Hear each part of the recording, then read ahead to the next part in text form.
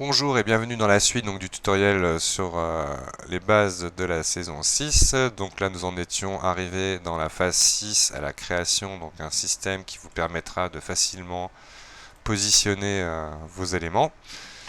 Donc maintenant nous allons tout simplement aller récupérer le fichier que moi justement j'ai déjà téléchargé sur le site. Donc je vous rappelle que vous trouverez ce fichier sur le site Atelier BA. Donc en tapant logiquement Atelier BA dans Google, vous devriez trouver tout de suite le bon site. Hop.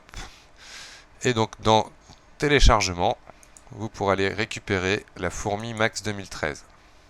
D'ailleurs, si vous avez du temps à passer, vous avez tout un tas de choses présentes aussi ici qui sont issues des tutoriaux. Donc justement, un élève m'avait annoncé, merci à Frédéric, d'un lien qui ne marchait plus sur un tuto. N'hésitez pas à me le dire dans la partie discussion. Donc pour ça, il faut bien évidemment vous inscrire. Et donc là, le fichier a été rajouté et mis à jour.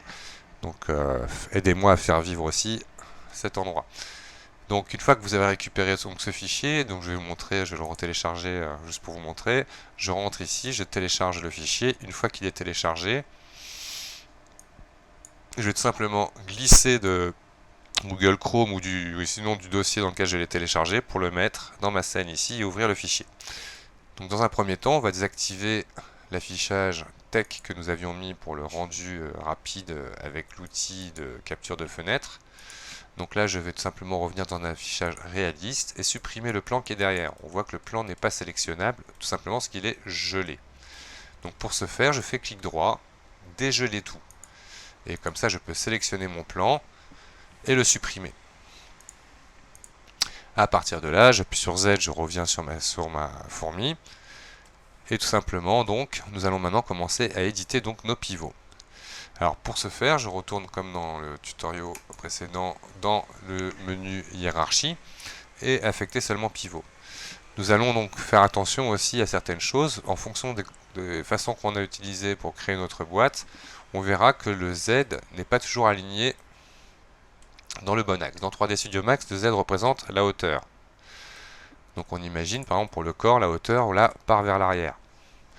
Donc pour ce faire, on va dans les outils affecter seulement pivot, aligner sur les coordonnées de l'univers. Et là on voit que par rapport aux coordonnées de l'univers, les pivots sont logiques. Donc on va faire pareil pour l'abdomen aussi, même si son Z orienterait plutôt que pour eux on peut le conserver, étant donné que c'est le sens de la hauteur de l'objet partant du corps. Donc là on voit ici, par contre on pourrait le basculer de manière à avoir... Non, on va l'aligner lui sur les coordonnées de l'univers.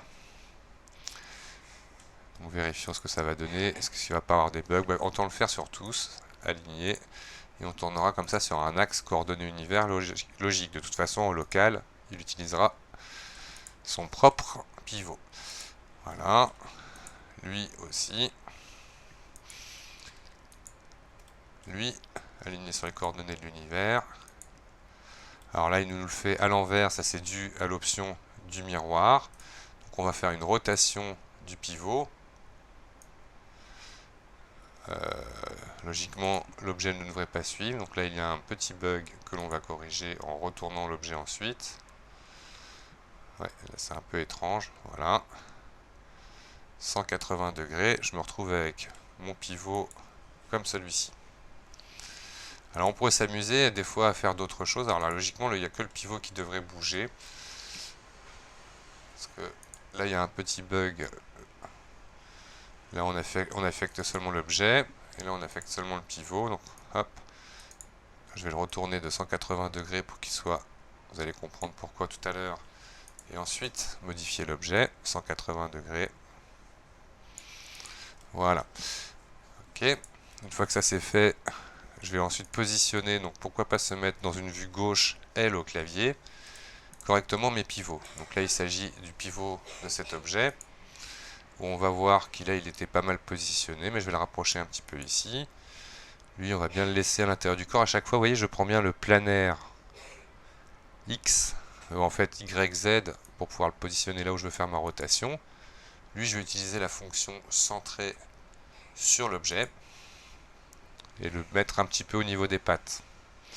Et pourquoi pas lui dire que son centre de gravité sera plutôt par ici. Donc la rotation, bien évidemment, de l'objet global. Là, on est pas mal. Peut-être le rentrer un petit peu ici. Et voilà. Donc là, les pivots sont plus ou moins bien. Ensuite, on va vérifier nos liens. Alors, hop. On va revoir donc avec sélection et liaison. Je relie bien les éléments les uns par rapport aux autres. Donc les yeux aussi sur la tête par cliquer glisser. Je m'assure juste pour la tête. Et là, je double-clique pour vérifier que tout est sélectionné. Donc comme nous l'avons vu dans la vidéo de la phase 6, nous allons faire un Alt, clic droit pour geler les transformations. Voilà. Et à ce stade, je vais enregistrer sous mon fichier. Non, c'est pas là. ABA. Je sélectionne cette version-là. Bon, attention, il va changer la version que je vais renommer d'ailleurs avec renommé, où je vais l'appeler 01 ou plutôt 06. C'est la phase 6. À ce stade, à partir du moment où j'aurai mis un numéro à ce fichier, quand j'appuie sur le petit plus d'enregistrer sous, automatiquement il va l'appeler 07. Donc à ce stade, je suis prêt pour positionner donc ma fourmi sur une photo. Ce que nous allons voir donc dans un prochain tutoriel. Merci d'avoir regardé cette vidéo et à bientôt pour la suite.